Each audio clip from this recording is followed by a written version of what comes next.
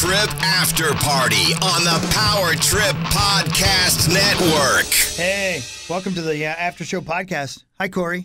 Hi, Chris. Just you and me today, buddy. Yep, Sauce is still in Los Angeles. Rosie had to film a commercial. Parrish wanted to go nap. Can't blame him. Can't blame him a bit, no. So, we're just the two of us for the second consecutive day. Yeah, so what We'll I did, because I felt like we underserved our lovely podcasters yesterday, is I went on the Twitter machine while we were podcasting there, and I asked for any questions they might have, because I did this when I was on the Greyhound bus. Yeah. And I got a buttload of questions, and some of them were just funny, and some of them were good. So this is like an AMA on Reddit? Yeah, exactly. And Ask Me Anything? Ask Me Anything. So here you go. You ready? Go. From Tweet Sauce, did he do her? That's a hard pass, right? I'd that say seems no. like a strong no. Yep. And I don't, again, Sauce on the air, when I'm like, percent chance in your mind you thought that sex was an opportunity. He said between 0 and 1. Yeah. I don't believe him. I think he thinks it was higher. I think he thinks it was maybe 10%. Right. But him saying that it was basically 0, I don't think you fly out to L.A. Right.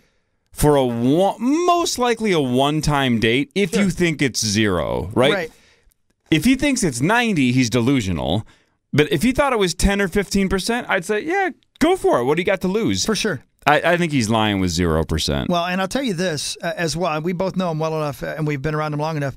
I honestly believe I nailed it. I think the reason he was so coy on the air about everything is because it's a part of him that believes it went well enough that he'll get a second date. Right. And so he didn't want to screw it up, which is a smart play on his part, by the way. But so he obviously did not do her, but I think he might have a shot. He feels like he might have a shot at least another second date. I still think the long play with Antia for Sauce is when she comes back to the cities, seeing if he can find a hot friend that she has that lives here. Yeah. Because long term, how are they going to date? Of course. Right. In a dream scenario, maybe he hooks up with her.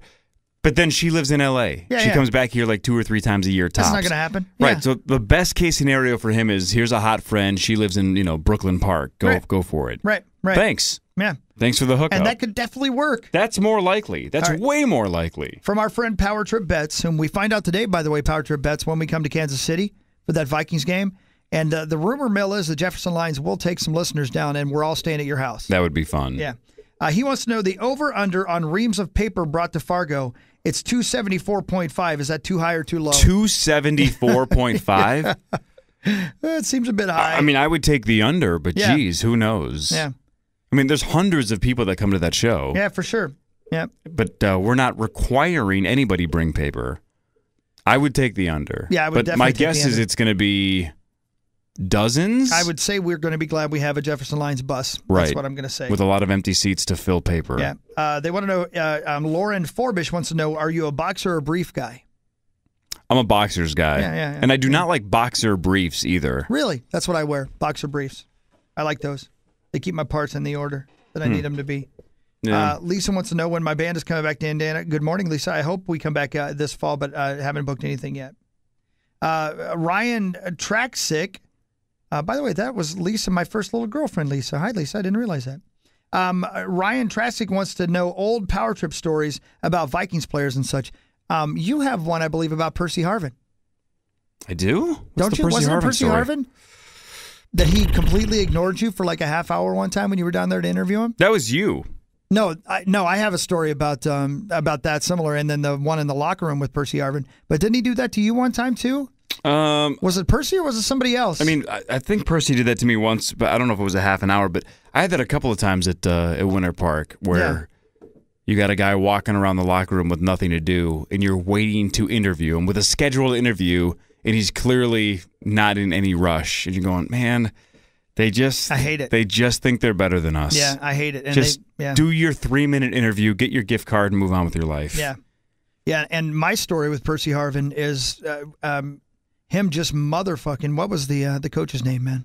Help me out. Leslie Frazier? Leslie Frazier in Seattle after a game. And about Ponder, right? Yeah, and this was not actually in the locker room, going into the locker room, and then things got worse from there. But Percy was not a I've talked to people who disagree, but for the most part, Percy was not a very good teammate. Man, what a player, though. Holy Super balls, talented. Was that guy good. What has been the best, proudest day in the history of the Power Trip Morning Show? And this is from Braden Clausen. Somebody asked me this a couple days ago. I still think, in a lot of ways, what was it, 3 years ago, 2 or 3 years ago, when we had Dairy that Queen Day? The Dairy Queen Day for sure, for other reasons. But the State Fair show that caught us off guard, where we've had good crowds for years at the State Fair, but the one from 2 or 3 years ago, where we came out from behind the little KFAN door, and we were like, "What in the hell is this?" Completely unexpected. Completely caught us off guard. It was like 1,500 people. Yeah, that was a really good one, dude. That was crazy. Good. And now, of course, we've sustained that the last couple of years. If you don't get there by the end of Common Show, you have no chance of getting a good seat. It's crazy. So my favorite shows of the year are those State Fair shows. Man, that's a really good one. It's hard to beat that one. But going to number one for the first time, first of all, 2 years before that, we thought it was an impossibility. Right. But we knew leading up to that the day was going to come. We didn't know how long it was going to take. But just personally for me, man, and I know for you too, but for me, that was a day I honestly never thought would come. And it was such a power trip thing for us to do, is that we legitimately just went across the street to Dairy Queen. To Dairy Queen, yeah. So basically our lifelong career goal, and not even 2 years ago, think of how absolutely impossible it would have been 15 years before. Yeah. We should have thrown a parade for ourselves, but because it was like, we knew we were within striking distance. It was, let's just go get chicken strips across the streets. Yeah. You remember, we once had a boss here, this is circa, 2002, 3, 4 range, say that he would be legitimately willing to put $1 million clause in our contract, that if you ever catch him, you ever get to number one, I'll give you $1 million. Yeah. Because it was so laughable at that point that it would be, his exact words are, it would be worth it to the company if you were ever number one. We'll give you $1 million. I wonder, and I got to believe it has been. Don't you think, to the company? Sure. Yeah. For sure. Yeah, maybe more than that. Maybe many times more than that. And I wonder which year that guy would have said that clause is off the table. Yeah, exactly. Like, how many years later would he have said, remember that thing about the $1 million? That's gone. Yeah. Patrick James 227 on the Twitter machine wants to know why you don't watch Always Sunny in Philadelphia. It seems like one of your shows. I probably should. Yeah. I've seen 2 or 3 episodes, and I've thought it was good. I just never I never dove in. I like a lot of the people on the show. Yeah. It's Charlie great, Day dude. makes me laugh in essentially everything I've seen him in. It's just the best, dude. I love it. I watch it every time it's on. It's so good. Goose Oberstar would like a more of a breakdown of your eating habits, especially early in your life. Like, have you always had this problem? Like, did you throw out breast milk? Can I get deep right now? Yeah, get it Since done. I already got deep about my grandpa on the show today. My nightmare is playing out right now because it's proof that it's genetic. My daughter has it in almost every way that I have it. And what's crazy about it is she has traits that I have or had that I never showed her. Like, I eat foods that I love. I don't reject foods, right? So she's never seen me be on the borderline of throwing up or rejecting foods or being like, oh, this is gross. Like, she sees me loving the foods that I eat, even though it's a very, very, very small group of foods that I eat.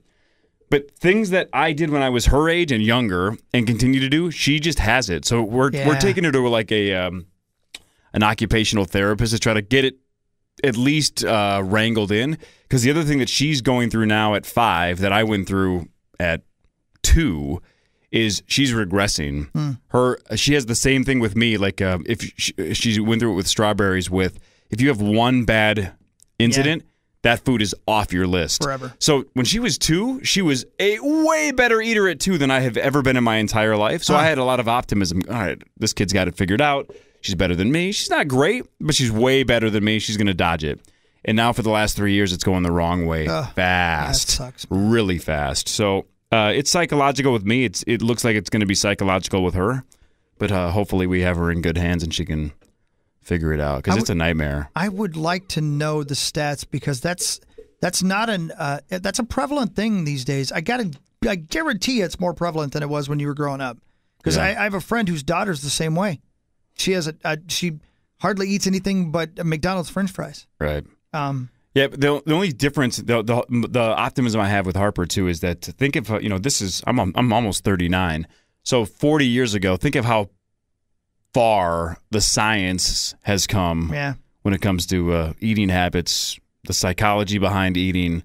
My guess is she's in way better hands than I was, 35, 40 years ago. Right. It sucks. It sucks. Obviously, it sucks from a health standpoint, and I've been really, really lucky so far to dodge those bullets. It's just I'm more worried about the social aspect for her because it was hard for me growing up. As an adult, I've basically said fuck it, right? Like I'm happy if it bothers other people way more than it bothers me.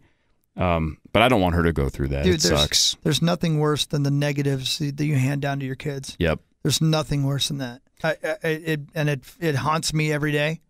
I'm sure it does every parent out there as well. But the anxiety stuff that I've handed down to Abigail and to Alex both, you never dream growing up that the worst part of the issues you deal with was going to be the fact that you gave them to your kids. But tell me if you've gone through this with your wife, because I had this in the last handful of years with my wife, with my daughter, because she's like, I knew it. I knew she was going to have this, blah, blah, blah, blah, blah. And she gets really upset at me, like, this is basically from you. And I know it's from me. Yeah, right. But my comeback has been, would it be better if she doesn't exist? Yeah, right. Because this sucks, and this is who she is, and I'm glad I'm alive, and I wish I could eat like a normal person, but tough shit. That's not the end of the world that I don't. And if this is the worst thing she deals with, her life's going to be pretty fine. Absolutely right. And my wife has anxiety, and so she's pretty worried that both of the girls are going to have anxiety as well. Right. Nobody's perfect. That's right.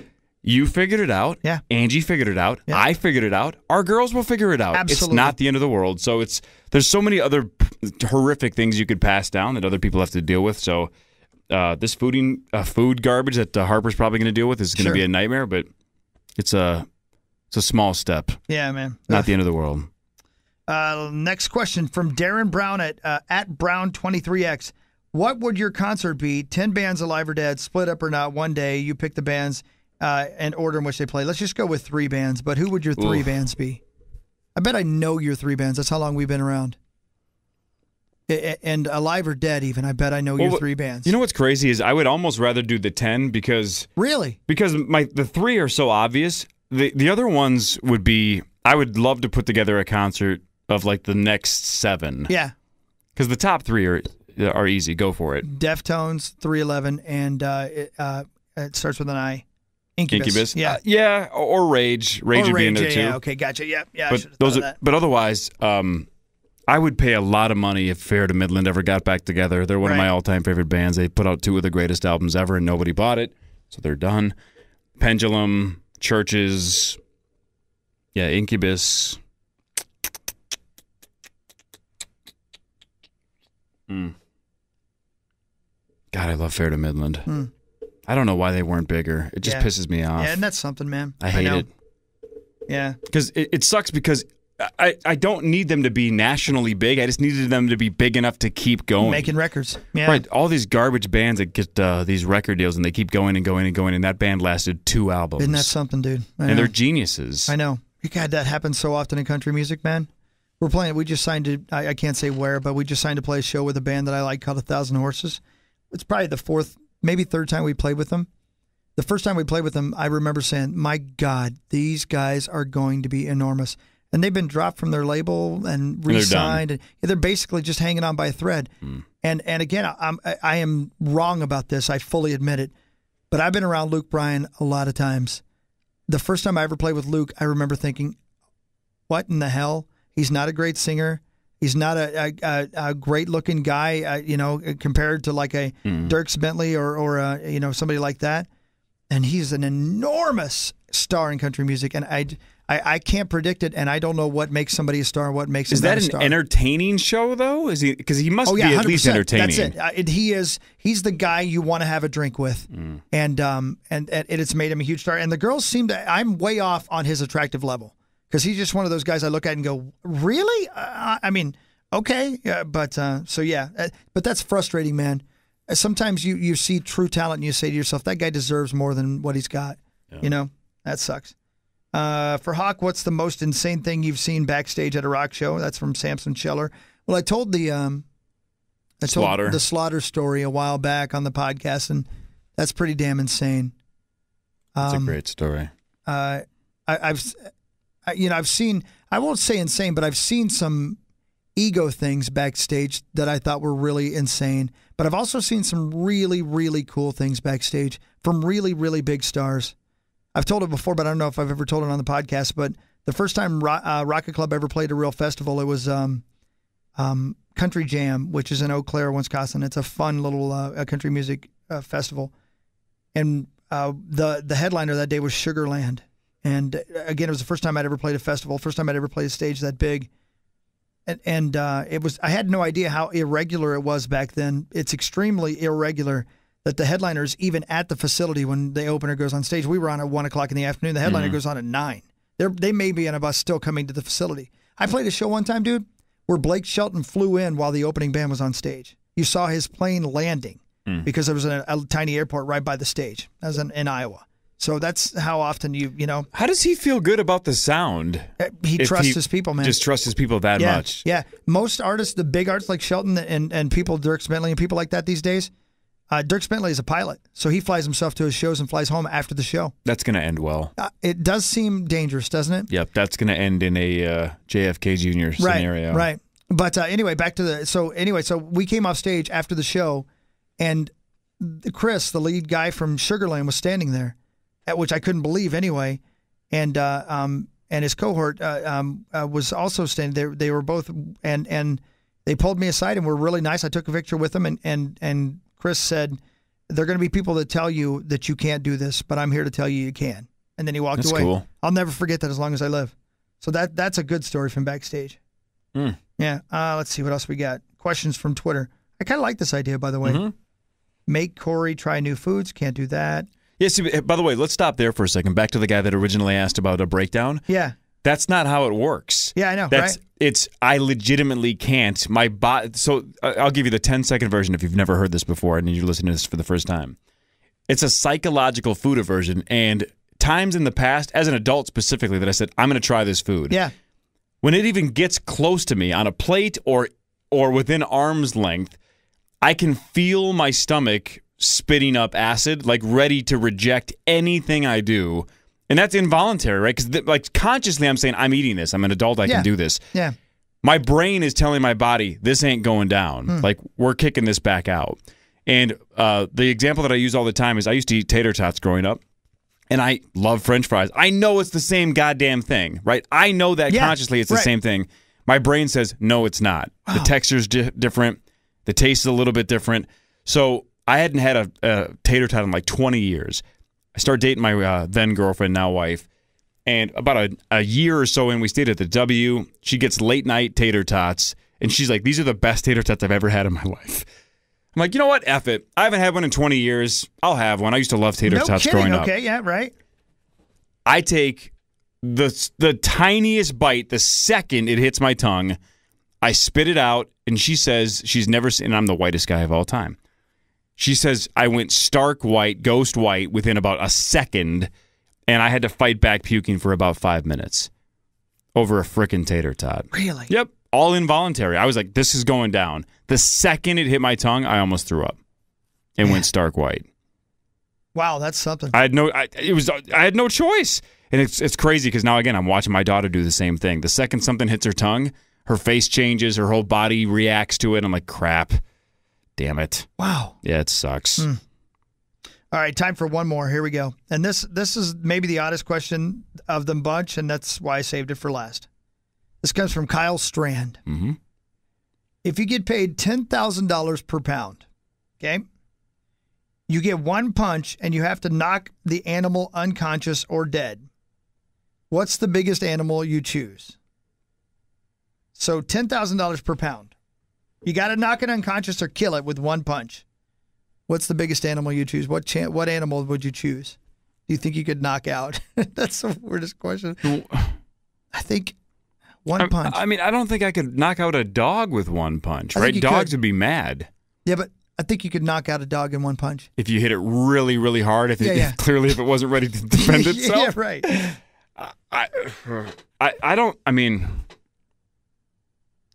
I'm not knocking out a pig with one punch. Probably not. Is part of the hypothetical that if you fail, that's your one opportunity and you make $0? That's exactly. Yeah, I'm going to say yes. So you have to gamble on knocking it out without wasting the opportunity. How much does a cat weigh? Like 10 pounds? Yeah, maybe that's 10. $10,000. Well, times 10,000, right? I'm sorry. So 100 grand. That's right. I knocked the piss out of a cat. My dog Zero weighs 26. Yeah, right. And that dumbass dog has hit her face on so many things and has never dropped. Yeah, that's a great point. Cats are wily. They may not. They may take the licking. Ugh. Man. What if you just play it safe and knock the shit out of a hamster and just say, I'll take the 10K. Yeah, right. The 1 pound hamster's enough. Yeah, I think that's probably the safe bet because I could use 10 grand. Plus, like the 2 guinea pigs that we have, I hate. Yeah. I would much rather knock one of those out for the guaranteed 10K than to try to punch my own dog in the face and have her probably hate me and not get knocked out. Now I have no money and my dog hates me. Which one's smaller, guinea pig or hamster? Hamsters are smaller. Okay, so these guinea pigs are pretty big. You remember my hamster story from when Alex was little? I don't know. It's one of the great mysteries of the hockey household. I think the hamster's name was Chewy. We got him for Alex. He was in his cage. Somehow that little fucker got out of his cage and disappeared. Mm-hmm. And I didn't find him for like a year when I was moving some stuff around in the basement. Dead? And I found his corpse. He's like mostly skeleton, some fur on it. Ugh. But the gate, the only thing we could ever figure is that Alex forgot to put him away. But Alex swore that he put him back in the cage and shut the door. But it made no sense to be down there. Because the gate, and the gate was shut. Mm-hmm. He just wasn't in there anymore. So either I sleptwalked and let the sumbitch out, or Alex forgot to put him back. God, those are gross things. Just gross. Yeah. The quote guinea pig room in our house is a disaster. It was supposed to be like this room for the girls. Like it's a community room that could be. The idea was let's have it be the art room. The girls can get creative. They can do projects. They can paint. They can draw. They can it's the 3 girls can just have fun in like their girl art room. And in the 3 years we've been in that house, they've done so few projects, and all it is a guinea pig room where the guinea pigs smell up the whole room. Oh, it's just terrible. And Lieber told me that he's like prepared to have that room be ruined, and it's been 100% true. Yeah. I don't even go in there. I hate it so much. Wasted room. Can't stand that room. Yeah. Worst room in our entire house. I just leave that door open. Watch moose run out the door. I mean, your guinea pigs run out the door. Man. That's it, dude. Stupid-ass dog would probably eat them. I think that's enough for the day. What do you think? Sure. Thanks for all the questions, everybody. We'll do this more often. I kind of like the idea, man. It's a good bit. All right. Peace out, everybody.